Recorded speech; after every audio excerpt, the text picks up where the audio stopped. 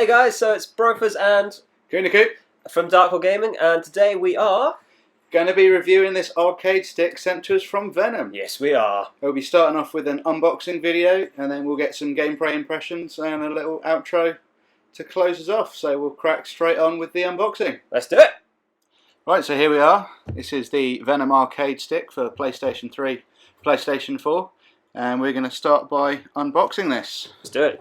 Like Christmas. Just like Christmas. Okay, so open that up. You can see just in there, nicely packed with some foam rather than polystyrene. Very secure. I don't like the polystyrene. So if we lift this out, There we go. it's all going wrong. Take it. Take it. Get rid of the box. Foam. Get rid of the foam. Ooh. And turn around to face you guys. So there we go. Okay, so first impression. It's actually heavier than I thought it was going to be. This is a bit smaller than the arcade sticks I'm used to. I tend to use the Mad Catz ones. This one being a little bit smaller, being more of an entry-level stick, I was expecting it to be a lighter one as well, but that's actually quite nice and heavy.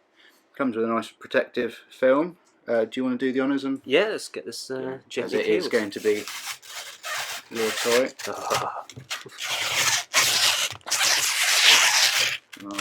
Tools of the trade. Cut that one free. There we go. Nice. Away with that. Buttons also individually covered, so you can be sure that when this turns up you're not going to have any fingerprints on it from the people that put it together.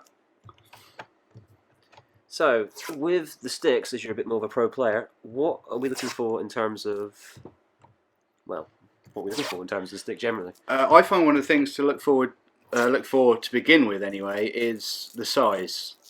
Some of the sticks meant for beginners that come at a lower price, if you will, tend to be a bit smaller, so they don't actually fit across your lap, whereas this one is nicely sized, and as I said, while it's not as big as some of my sticks, it should sit on your lap quite comfortably. Yep. Obviously another always important factor, people like to be stylish, and they've gone with quite a sort of, I wouldn't say generic, but black and blue. Yep. Colours that work. It looks quite nice. The buttons are in the standard, it's called Vuelix layout, with the 6 buttons in a straight line and these 2 offset. Right, okay. Which is what most people play. I actually personally play the other button layout, which is the Noir layout. So is that more for comfort, or? Yeah, it's a mixture of comfort, and it was just the first stick I ever had had that button layout. One of the main differences is the gap between the stick and the buttons is a little bit bigger, and I thought as a bigger guy I could go with that. Unlike these girly hands. Unlike your little girly hands, yeah. Okay, so looking at it, sort of, as I said, it's got the slight, sort of very subtle Venom artwork with the repeating Venom logo. Which is something I never actually noticed in the photos on the website. No, I hadn't. I thought it was more of a plain stick. Yeah. The buttons, as far as I'm aware, are sort of either Venom own brand or one of the. They're not Sanwa or Sumitsu, which are 2 of the main buttons that are actually used in the Japanese or American arcade machines. Ah, okay. And that is part of the reason why the price is a bit lower. Okay. But we can get to the good and bad bits technical of that a bit later on.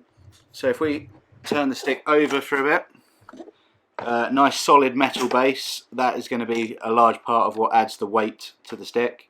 And then in the 4 corners, these are, feel like foam pads. Grip pads. So, yeah, which will, if you're playing on a table surface, will stop it from sliding around. That's one of the reasons why the weight is quite important on the stick.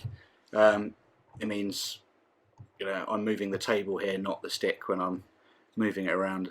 And if you're playing on your lap, you want it to be nice and heavy so it doesn't slide around with every motion of the stick. Along the top, we have the various mode buttons. So this will be on your left. Switch is for the PS3, PS4 modes, to switch between whichever consoles you're on. Most people getting one of these will be getting it to use with the PS4, so it'll mostly be in PS4 mode. Especially with certain new releases that have just come out. Indeed, we'll get to that. Turbo 1 and 2, and presumably off in the middle. It's probably a 3-way switch. This third switch changes what the stick actually does, whether it's set to the D-pad or the left analog stick. Ah, right, okay. I wasn't aware of that. Generally, for most of the fighting games, it will be on D-pad because it tends to have a little bit less lag. Turbo button on off. The share button, which obviously correlates to the share button on the PlayStation. Always handy. Select Start/Options, and the PlayStation Home button. And then across the top here, selection of the lights to tell you which controller or player number you are. Right, with you, and whether you got your turbo on. Yeah, and turbo on or off. Would appear there's a, where on the camera, there we go, little door to the side here, which will have It's got a USB cable in it. 3 meters as well. So 3 meter USB cable, which means you don't have to be too close to your console. And do you want the girly fingers? I might use your girly fingers for that. Let's do it. Standard USB cable. While Brophers is doing that, I'll get into a little bit more detail about the buttons. One of the things that, as I said, makes the arcade stick a little bit cheaper is the fact they're not using the more expensive parts.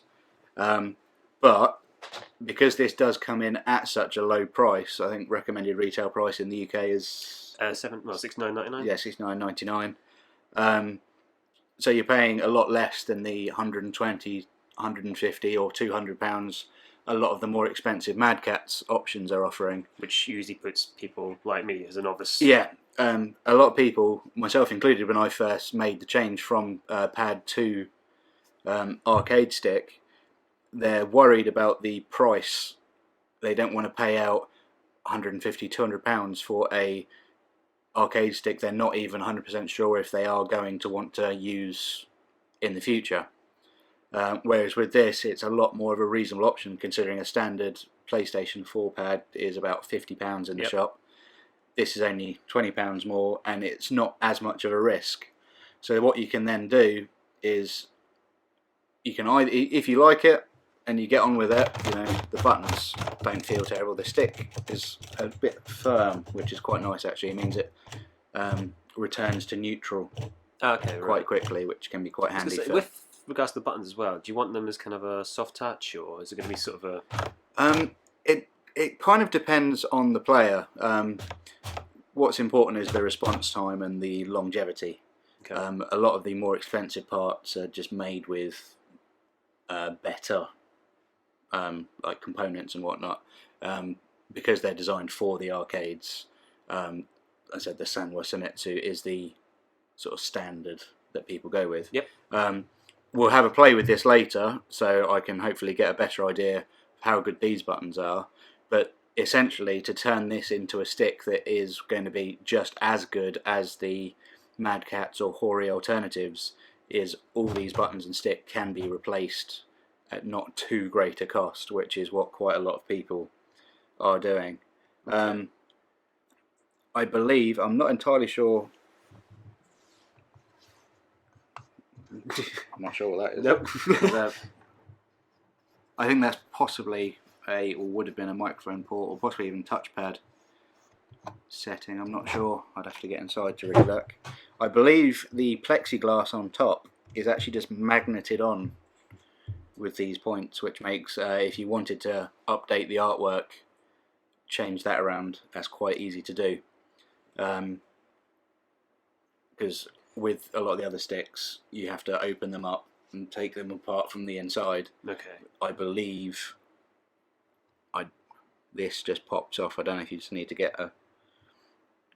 And again, it adds another value, like sort of level of customization. And... Yeah, it just means it's, you know, relatively easy to customize.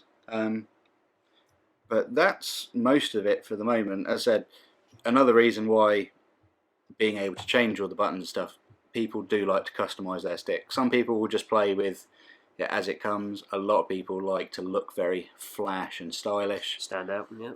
Want their stick to stand out. And so, you know, while these blue buttons do work very nicely with the artwork and the black, you know, you might want to go out and buy green ones or red ones or purple ones, yeah. Or like I've done on mine, get clear ones and put LEDs in them. So that's most of the general unboxing. It came pretty well packaged. The foam is fairly standard. I did like this added touch of this bit of foam, keeping that on. That worked. I quite like that. You don't need to worry about this stick getting damaged. No, it's in the definitely post. not a flimsy thing, is it? The USB stick folding away nicely into the case is quite handy. What's also quite good is the door itself Closes around. has a little opening for the cable to come out of. I don't know how well you can see that on the camera. But what you can also do, if you don't need the full length of the cable, you can put most of it in there and just have the metre or two you need coming out of the hole rather than the whole lot. Saves on a trip, hasn't it? It does, which is something the newer Mad Cat sticks have a detachable cable using their what they call USB Pro, which folds away and goes inside the stick. But the slight sort of problem with it is it's always the full length. Yeah, absolutely. Whereas the older Mad Cats models and this one have this door, which means you can. I quite often had it because I always played at the time on my PC, so was at the desk. So I only needed about half a metre just to plug into the USB at the front of my computer. So you can do the same with this. Outstanding. So any other questions before we start playtesting? So how easy do you think it would be to get into it? To have a look inside and see? I would assume to get into it, it's just going to be well, it looks at 6 screws. We're not going to open it up just yet. We might do that at a later date in another video. Well, I was thinking what we might do for a later video is when we gradually start to maybe customise it, we'll do the process and we show can people how we easy can it definitely is. do that.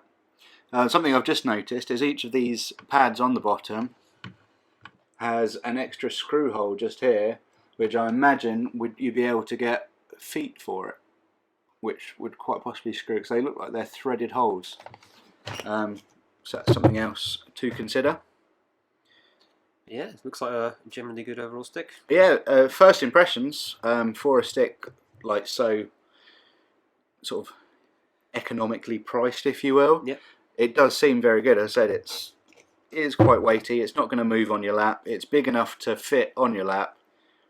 And as I said, if you wanted to get into the level of pro sort of controllers that a lot of the big names in the FGC, fighting game community, do use, you can easily replace the buttons and stick with the Sanwa or Famitsu parts, which is what a lot of people do. But you can do that once you've got accustomed to using a stick. So once you know that the buttons work, you like using the button layout, you can do your inputs and all that, which I know yourself are going to be new to. Yep, I'm still learning very much.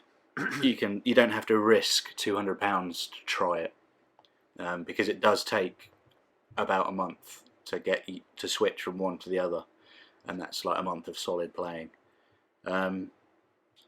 So we'll get to the gameplay. If you've got any questions, let us know in the comments below. Yep, go for it. Thank you. Cheers, guys.